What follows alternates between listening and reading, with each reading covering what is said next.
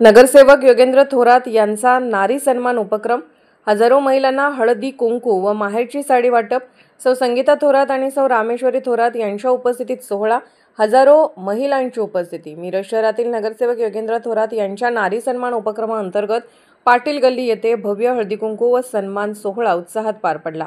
माजी नगरसेवक योगेंद्र थोरात आणि कोरे तालीम यांच्या संयुक्त विद्यमाने तसेच सौ संगीता थोरात आणि सौ रामेश्वरी थोरात यांच्या उपस्थितीत हा सोहळा झाला। या कार्यक्रमात हजारो महिलांनी मोठ्या संख्येने उपस्थित राहून उत्साहाने सहभाग घेतला।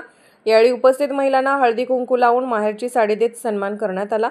मनोरंजनाचे विविध खेळ, गाणी आणि सांस्कृतिक कार्यक्रम यामुळे संपूर्ण परिसरात आनंदाचे वातावरण पसरले होते।